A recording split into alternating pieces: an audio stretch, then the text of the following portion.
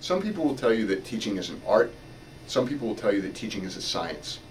At NTTI, we believe that teaching is a craft, that it's based in science, has elements of art, but when it's done well, it's craftsmanship.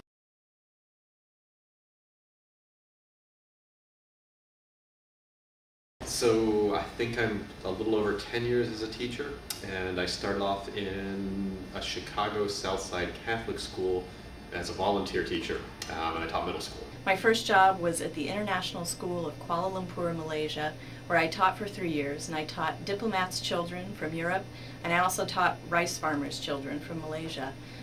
I taught for the first 3 years of my career at an all-girls Catholic high school in the South Bronx, a neighborhood called Mott Haven, in the poorest congressional district in the country. And then I went overseas and taught for 2 years in Berlin, Germany.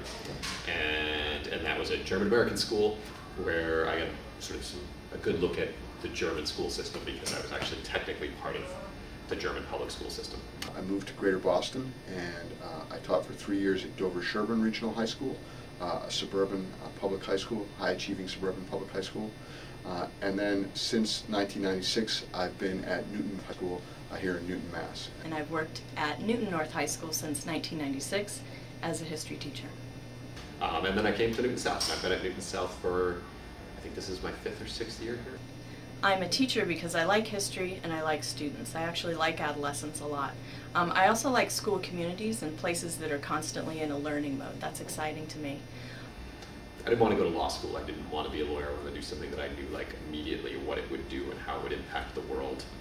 And so that's how I got into the teaching volunteer program that I did for a couple of years. And I liked it. It was hard, but it was challenging, and it was the sort of real world challenge of like real hands-on stuff that you had to figure out every day all the time, with kids sitting there who had their own things that they brought every day. And so I knew I was doing something. I sometimes like to compare it to, say, Paul Revere making a piece of silver, a silver tea kettle. You want to know if the tea kettle works. Does it hold the tea? Does it pour without leaking? When we look at teaching, are the students learning? That's our baseline. We teach teachers to help students learn. As the methods teacher in history, the main thing I'm trying to foster with the students is an understanding of how to be in the classroom and construct lessons that encourage or that produce student learning. But also, one of the main things that I'm trying to encourage is how the candidates can and should be reflecting constantly on their history teaching and on the student learning in their classes. You have to be self-critical as a teacher. It doesn't do you any good to walk in and think like, okay, I did X, Y, and Z, and I guess I can't do anything about A, B, and C. Those things went poorly. You have to recognize what's not going well. But then you have to have the confidence to know, like, you know what, I did do this well. I can do this. I'm doing okay. Because it's an incredibly daunting thing. Your first year teaching is, you do a lot of things poorly.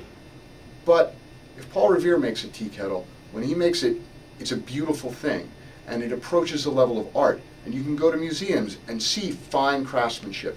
We think that's what great teaching is like. It's effective and the students learn, but it's more than effective. It's beautiful, it's stylish, it expresses the personality of the teacher themselves. That's the kind of teachers we're trying to create here at NTTI.